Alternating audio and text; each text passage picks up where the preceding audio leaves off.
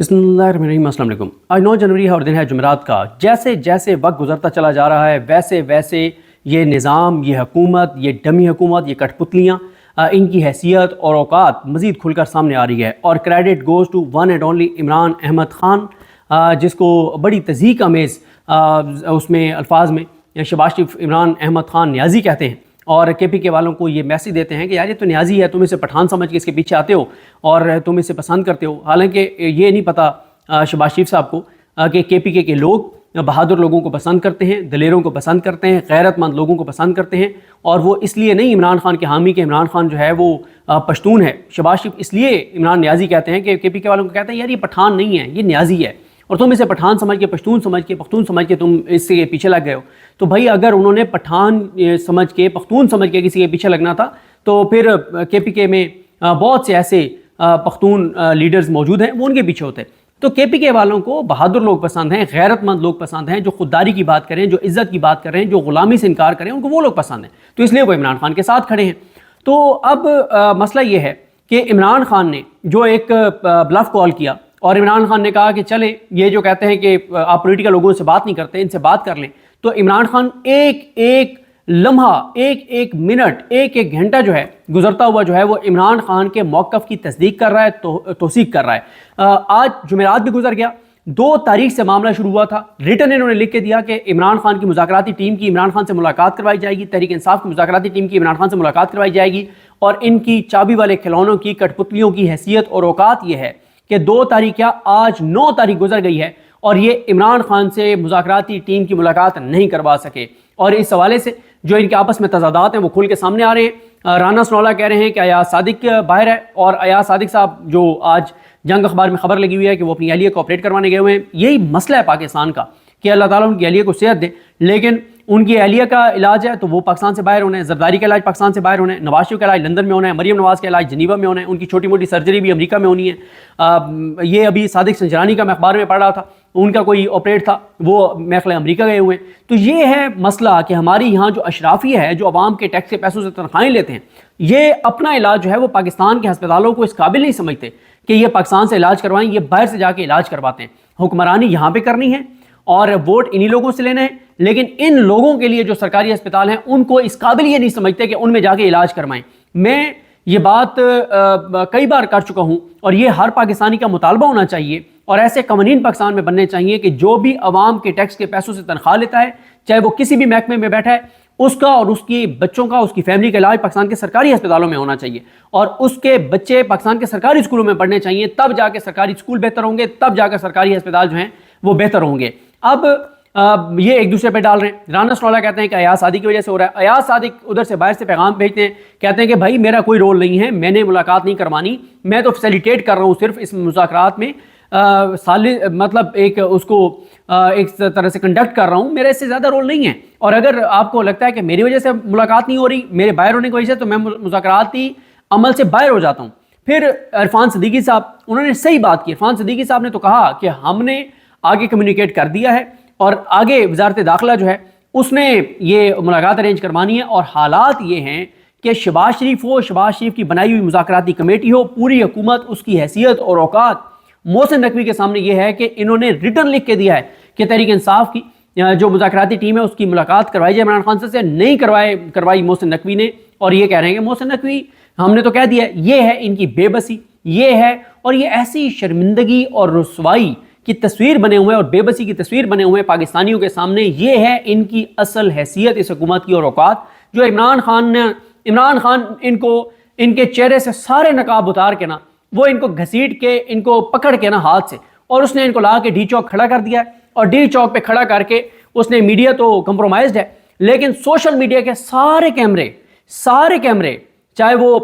America बैठे हुए social media के ऊपर काम करने वाले लोग हों जो पाकिस्तान के हालात को दिलेरी से रिपोर्ट कर रहे हैं, या यूके में बैठे हुए हैं, या पाकिस्तान के अंदर कुछ लोग हैं, वो सब उन्होंने अपने अपने यूट्यूब जाना वो लाइव करके ना डी चौक पे इस हुकूमत की कठपुतली असल जो चेहरा है ना उसके ऊपर लाइव किया हुआ है और इनका चेहरा से दिखा रहे हैं, इनकी बेबसी दिखा रहे हैं। ये कर रहा है इस पूरा सोशल मीडिया, और इसीलिए इनको सोशल मीडिया से नफरत है, इसीलिए ये सोशल मीडिया के खिलाफ है, क्योंकि सोशल मीडिया सच बताता है, बिल्कुल ठीक चीज़ बताता है और बगैर किसी मतलब लगी लिपटी के बात होती है। तो ये बताएं ना कि अब आपकी हैसियत और औकात ये है کہ پوری حکومتی اتحادی جماعتوں کی کمیٹی نے ریٹن لکھ کے دیا ہے کہ پی ٹی آئی کی مذاکراتی ٹیم کی ملاقات عمران خان سے کروائی جائے گی، آپ نہیں کروا پا رہے، تو اب بتائیں آپ سے عمران خان بات کرے؟ وہ بالکل ٹھیک کہتا تھا کہ میں انہی سے بات کروں گا جن کے پاس طاقت ہے، اور بات یہ نہیں کروں گا کہ بھائی مجھے کوئی آپ سیٹیں دلوائیں، مجھے ووٹ ڈلوائیں،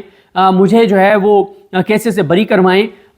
کوئی وننگ ہارسز میری پارٹی میں شامل کروائیں۔ اس کا ایک ہی ان سے بات ہے کہ خدا کے لیے ملک پر رحم کریں، پاکستان پر رحم کریں، عدالتوں کو آزاد کریں، ججوں کو آزاد کریں، ملک میں قانون کی حکمرانی آنے دیں، ملک میں استحکام آنے دیں، ملک میں معیشت کو آگے چلنے دیں، یہ چوروں ڈاکوں لٹیروں کے پیچھے نہ کھڑے ہوں، یہ اس کے مطالبات ہیں۔ 9 مئی کا جو کچھ ہوا اس کے اوپر کمیشن بنا دیں، 26 نومبر کے اوپر کمیشن بنا دیں، بے گناہ لوگ جن کو گولیاں لگی ان کے قاتل کون ہیں ان کو آئیڈینٹیفائی کریں، یہ اس کے مطالبات ہیں عمران خان کے۔ عمران خان اسٹیبلشمنٹ سے یہ تو چاہتے ہی نہیں ہے کہ وہ اس کو ججز کو مینیج کر کے اور بری کروائیں۔ بھائی اس کا تو کوئی ایک کیس ٹھیک نہیں ہے، وہ تو اس نظام کے اندر رہ کے، اس نظام کے اندر لڑ کے، اور وہ سائفر کیس میں بری ہوا ہے، وہ عدت کیس میں بری ہوا ہے، اور توشہ خانہ کیس میں جو نیب کیس ہے اس میں پروسیکیوشن جا کے کہتی ہے کہ جناب یہ غلط ٹرائل ہوا ہے، آپ اس کو واپس بھیج دیں، تو اس نظام کے اندر رہ کے وہ تو عامر فاروق صاحب کی عدالت سے اس نے کیسز جیتے ہیں لڑ کے، وہ تو عالیہ نیلم صاحبہ کے جو chief justice Lahore high court کے ماتحت ججز کی عدالتوں سے وہ کیس لڑ رہے ہیں، وہ عامر فاروق صاحب کے ماتحت جوڈیشری جو ہے اس میں کیس لڑ رہے ہیں اور دفاع کر رہے ہیں اپنا، اور چاہے وہ کنوکٹ بھی ہوتے ہیں تو اگلے فورم پہ جا کے وہ کیسز لڑ رہے ہیں اور جیت رہے ہیں، اور ہر آنے والے دن کے ساتھ ان کی پاپولیرٹی بڑھ رہی ہے، عوام ان کے ساتھ ہے، عوامی جذبات ان کے ساتھ ہیں۔ اب بات یہ ہے کہ رانا ثناءاللہ جو ہیں انہوں نے عاصمہ شرازی صاحبہ کے پروگرام میں ایک طرف متضاد باتیں، ایک طرف کہہ رہے ہیں کہ کوئی آفر نہیں ہوئی، اگلے لمحے عمران خان کو آفر کر بھی دیا بنی گالا کی۔ اب وہ کیا کہتے ہیں؟ ایک تو وہ کہتے ہیں کہ سسٹم ڈائیلاگ سے ہی چل سکتا ہے، ڈیڈ لاک سے سسٹم نہیں چل سکتا۔ یعنی اب مجھے سمجھ نہیں آتی کہ مریم نواز کہتی ہیں کہ جو عمران پی ٹی آئی ہے وہ دہشت گرد جماعت ہے اور ان کو دہشت گردوں کی طرح ڈیل کرنا چاہیے۔ نواز شریف محسن نقوی کے گن گاتے ہیں 26 نومبر کے اوپر کہ میاں نواز شریف کہتے ہیں کہ جو 26 نومبر میں کردار تھا وہ سارے عظیم لوگ ہیں جنہوں نے فیصلہ کیا گولی چلانے کا، جنہوں نے گولی چلائی، میاں نواز شریف ان سب کو اپریشیٹ کرتا ہے، ان سب کے ساتھ ہے میاں نواز شریف۔ ادھر سے جو کچھ اور پریس کانفرنس ہوتی ہیں اس میں بھی تحریک انصاف کو انتشاری کہا جاتا ہے، فسادی کہا جاتا ہے، ملک دشمن کہا جاتا ہے۔ بھائی ملک دشمنوں کے ساتھ تو بات نہیں ہوتی، اور پھر جب یہ آپ کہتے ہیں کہ تو اب اس ریالٹی کو آپ مان رہے ہیں کہ عمران خان کے بغیر یہ سسٹم نہیں چل سکتا، عمران خان سے بات چیت کیے بغیر یہ ملک نہیں چل سکتا۔ آپ صرف بات چیت کی بات کرتے ہیں، نہیں، ملک عمران خان کو رہا کیے بغیر، عمران خان کو حکومت دیے بغیر، عوام نے جس کو ووٹ دیے اس کو حکومت دیے بغیر یہ ملک نہیں چل سکتا۔ اس ریالٹی کو آپ جتنا جلدی قبول کر لیں، اور جتنی آپ تاخیر کرتے جائیں گے اتنا ملک کا نقصان ہوتا چلا جائے گا۔ 2.5 سال میں جتنا اس ملک کا نقصان ہوا ہے کہ آئی ایم ایف کے سابق مشیر یہ لکھتے ہیں کہ $42 ارب کا نقصان ہوا ہے، $42 ارب کا، یعنی $1 ارب میں پاکستانی کوئی 280 ارب روپے ہوتے ہیں۔ تو آپ ضرب تقسیم کر لیں، جمع تفریق کر لیں کہ $42 ارب کتنے بنتے ہیں۔ صرف ایک ضد انا، ایک آنے والا سائفر، امریکہ کی غلامی میں ہم نے اپنے ملک کا $42 ارب کا نقصان کر دیا ہے، صرف عمران خان کو گھر بھیج کر، اس کی حکومت کو گرا کر، اور چوروں ڈاکوں لٹیروں کو ملک پر مسلط کر کے۔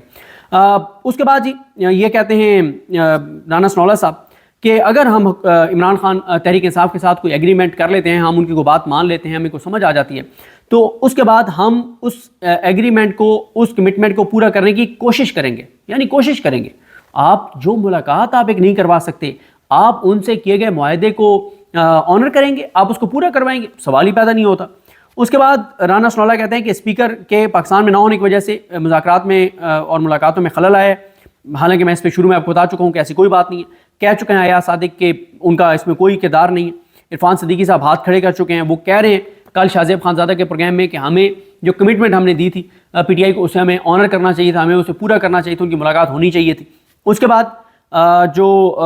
عرفان صدیقی ہیں انہوں نے یہ کہا تھا کہ اسپیکر جو ہے وہ نہیں، رانا ثناءاللہ کہہ رہے ہیں کہ جو اسپیکر ایاز صادق ہیں وہ شہباز شریف صاحب سے بات کریں گے ملاقات کے معاملے پر، پی ٹی آئی کے مذاکراتی کمیٹی کی عمران خان سے ملاقات کے معاملے پہ ایاز صادق پرائم منسٹر سے بات کریں گے، پرائم منسٹر آگے بات کریں گے جس سے بھی بات کرنی ہوگی۔ جبکہ عرفان صدیقی صاحب کہتے ہیں کہ نہیں، وہ کہتے ہیں کہ مذاکراتی جو حکومتی ٹیم ہے اس نے وزارت داخلہ کو کمیونیکیٹ کرنا تھا، ہم نے وزارت داخلہ کو کمیونیکیٹ کر دیا۔ ان کی اپنی باتوں میں تضاد ہیں۔ اگر تحریک انصاف صرف ان کے جو متضاد بیانات ہیں ان کو ایک جگہ کر کے ہی ایک تگڑی پریس کانفرنس کر دے تو یہ مزید ایکسپوز ہو جائیں گے، ویسے تو سارا پتہ ہی ہے، لیکن اگر وہ ان کے تضادات کہ رانا ثناءاللہ کیا کہہ رہے ہیں، عرفان صدیقی کیا کہہ رہے ہیں، طلال چودھری کیا کہہ رہے ہیں، خواجہ آصف کیا کہہ رہے ہیں، ان کے آپس میں بیانات نہیں ملتے، یہ ان کی حالات اور صورتحال ہے۔ اس کے بعد رانا ثناءاللہ نے ایک اور اشارہ دیا کہ جو پی ٹی آئی کمیشن بنانے کی بات کرتی ہے تو کمیشن بن سکتا ہے۔ پھر انہوں نے مشورہ دیا ہے کہ 4 دن کے لیے ٹویٹ سے عمران خان روک لیں تو چیزیں تھوڑی سی آگے بڑھ سکتی ہیں۔ اور پہلے وہ کہتے ہیں کہ ڈیل کی آفر نہیں تھی، لیکن ساتھ ہی وہ کہتے ہیں کہ سیکیورٹی کے پیش نظر عمران خان کو بنی گالہ منتقل کرنے کی بات ہو سکتی ہے، کیونکہ عمران خان کو اے ٹی سی اور اسلام آباد ہائی کورٹ لانا خطرناک ہو سکتا ہے۔ تو سیکیورٹی کے پیش نظر یہ بات جو ہے وہ ہو سکتی ہے۔ وہ اب یہ بات ٹی وی پہ آ کے اس بات کی تصدیق کر رہے ہیں کہ بالکل بنی گالہ عمران خان کو منتقل کیا جا سکتا ہے۔ وجہ کیا بنائی جائے گی؟ سیکیورٹی وجہ بنائی جائے گی، اور مطلب وجہ جو بھی ہو، پہلے تو آپ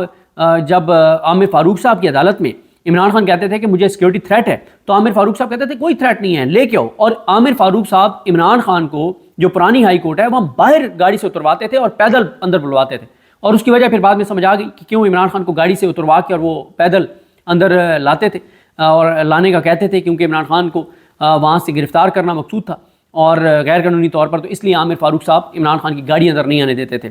اس کے بعد رانا ثناءاللہ کہتے ہیں کہ یعنی وہ امکانات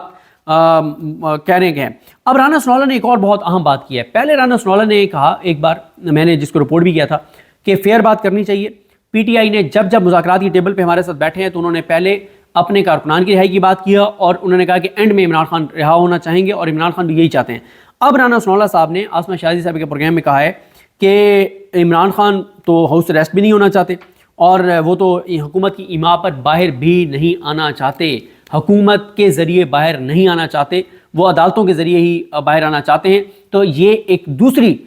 ایک اعتراف ہے رانا ثناءاللہ صاحب کا، ایک بلکہ تیسرا اعتراف ہے۔ ایک وہ یہ اعتراف کر رہے ہیں کہ پہلا وہ جو اعتراف کیا تھا انہوں نے کہ فیئر بات کرنی چاہیے، کہ P T I Imran Khan کی رہائی کی بات اینڈ میں لاتی ہے، پہلے اپنے ورکرز کی رہائی کی بات کرتی ہے۔ دوسرا اعتراف جو رانا ثناءاللہ نے آج یہ آصمہ شازی صاحب کے پروگرام میں کیا ہے کہ بالکل سیکیورٹی وجوہات پہ عمران خان کو بنی گالہ شفٹ کیا جا سکتا ہے، کہیں اور شفٹ کیا جا سکتا ہے،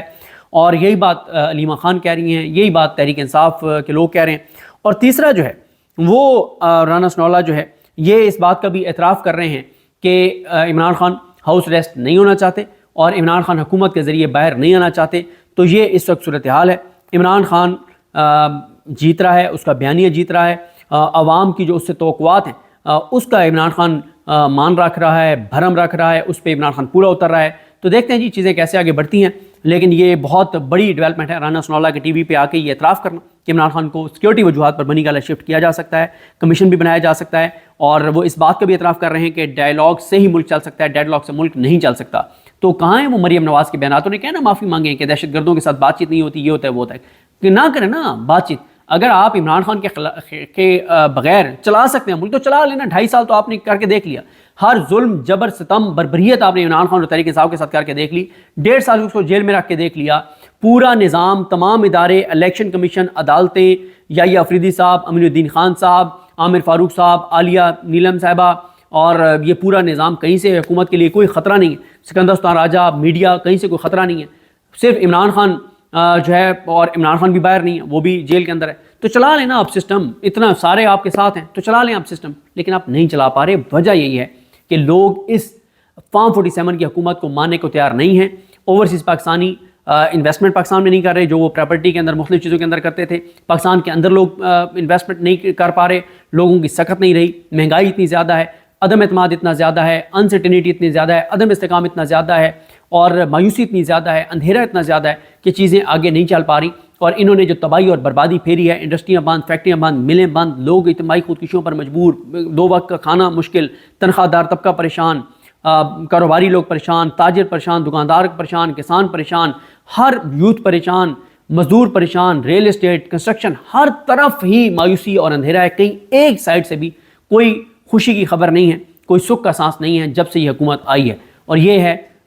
ہماری ایک افسوسناک صورتحال۔ لیکن امیدیں بہت زیادہ ہیں، اور امید یہی ہے کہ چیزیں انشاءاللہ بہتر ہوں گی، کیونکہ جہاں پہ یہ ملک کو لے آئیں اس سے آگے کہاں لے کر جا سکتے ہیں۔ 26 نومبر تو کر کے دیکھ لیا، اس سے زیادہ اور آپ کیا کر سکتے ہیں۔ بہرحال دیکھتے ہیں چیزیں کیسے آگے بڑھتی ہیں۔ مجھے اپنی دعا میں یاد رکھیں۔ الکریم ہم سب کا حامی ناصر ہوں۔ اللہ حافظ۔